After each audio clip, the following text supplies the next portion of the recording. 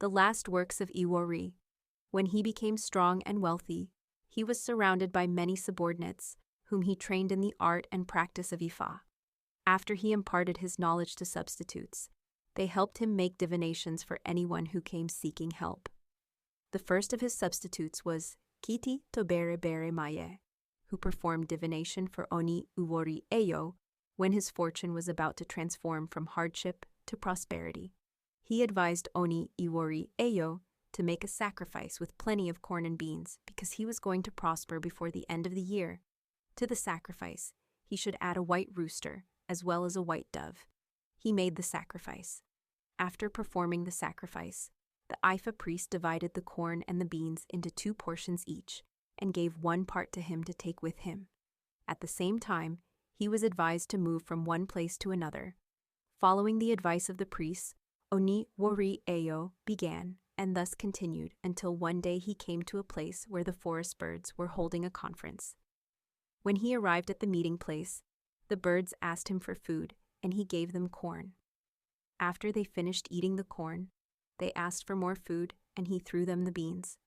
After eating the beans, they asked if he had anything left, and he replied that he had nothing more to offer. In a gesture of gratitude, the birds assured him that he would become a wealthy man before the year ended. A bird named Àlùkò, in Bini, plucked 2 of its feathers and gave them to him, while the parrot also plucked 2 feathers for him. Another bird called Òkìn, the peacock, also plucked 2 feathers and gave them to him, after which he continued his journey. Shortly after, he met Ògún, the great warrior who was returning from a battle with 200 captives at the front and 200 captives at the rear, carrying the spoils of war. When he encountered this caravan, he stopped to greet Ògún, although he told him that despite his warlike appearance, he lacked dignity and nobility.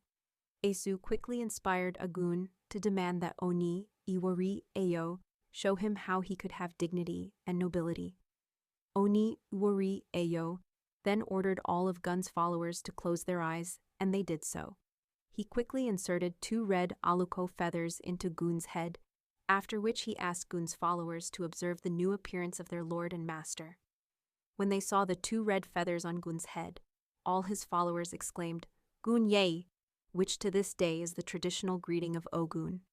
When Ògún asked his followers to comment on his new appearance, they all confirmed that he looked noble and honorable. Ògún has worn a red feather from this day as part of his royal insignia. Ògún then handed over to Oní Ìwòrì Ẹyọ as compensation the 200 captives he was carrying in front, along with what they were carrying.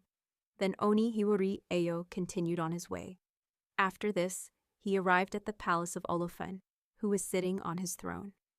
Again he told the king that although he looked very prosperous, his appearance lacked majesty and nobility.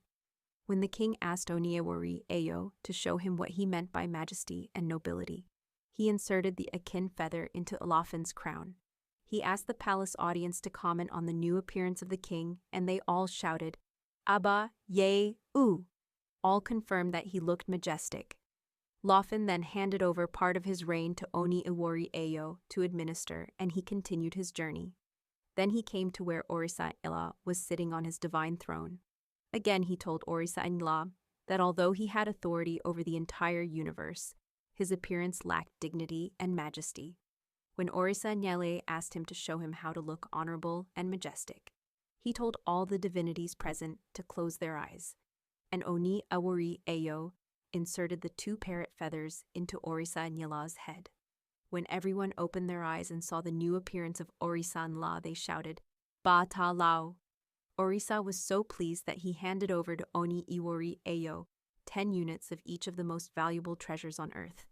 At the end of his journey, Oní Ìwòrì Ẹyọ had become a very wealthy man, richer than any other in the surroundings.